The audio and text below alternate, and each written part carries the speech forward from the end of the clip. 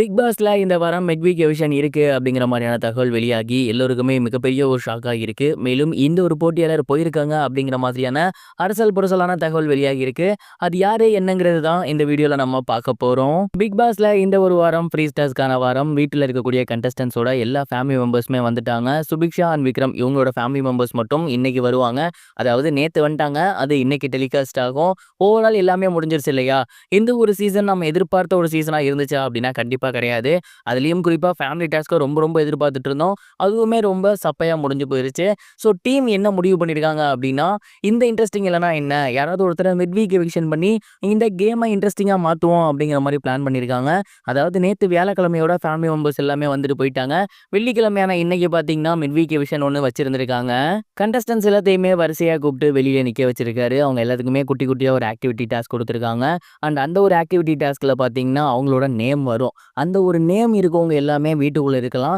இல்லாதவங்க என்ன பண்ணுவாங்க அப்படின்னா, வீட்ட விட்டு வெளிய போறாங்க. அதாவது மிட் வீக் எவிக்ஷன். அந்த வகையில வீட்ல இருக்க எல்லாருக்குமே இந்த ஒரு கேம் வந்து கண்டக்ட் பண்ணப்பட்டிருக்கு. எல்லாருக்குமே ஒரே நேரத்துல டாஸ்க் வந்து குடுக்கப்பட்டிருக்கு. அண்ட் எல்லாருமே அந்த ஒரு டாஸ்க்க ரொம்பவே நல்லபடியா பண்ணிட்டு இருந்திருக்காங்க. அண்ட் அப்படி பண்ணும்போது அந்த ஒரு டாஸ்க்ல யாரோட நேம் இல்லாம போயிருக்கு அப்படின்னா, சுபிக்ஷாவோட நேம் தான் இல்லாம போயிருக்கு.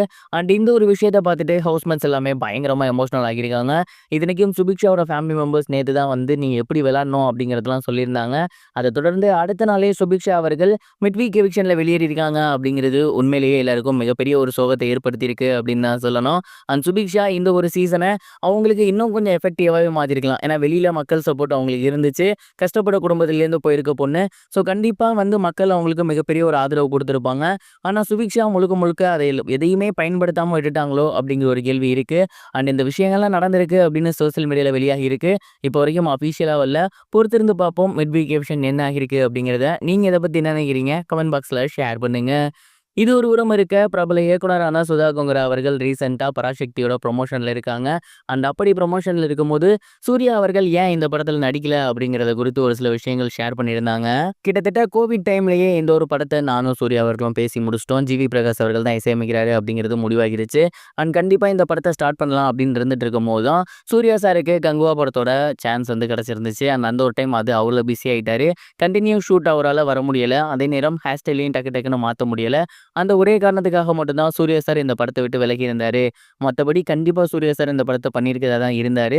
எனிவே சிவகார்த்திகேயன் அவர்கள் இந்த ஒரு படத்தை நல்லபடியாக முடிச்சிருக்காங்க அப்படிங்கிற மாதிரி சொன்னாரு. ஆடியன்ஸ் எல்லாமே அடுத்து நீங்க சிவகார்த்திகேயன் அப்படின்லாம் சூர்யா 2 பேரை யாரை வச்சு இயக்கிற ஐடியால இருக்கீங்க அப்படிங்கிற மாதிரி கேட்டதுக்கு சிவகார்த்திகேயனை வச்சு இன்னொரு படம் பண்ண போறதாக சுதா கொங்கரா அவர்கள் சொல்லியிருக்காங்க. அண்ட் இந்த ஒரு விஷயம் இப்ப பயங்கர வைரலா போகுது. சூரியனை போன்ற மாதிரியான ஒரு காம்போ மறுபடியும் உருவாக்கும்னு எதிர்பார்த்து ரசிகர்கள் ஏமாந்துட்டு இருக்காங்க. பொறுத்திருந்து பார்ப்போம் மறுபடியும் அமைதா அப்படின்னு.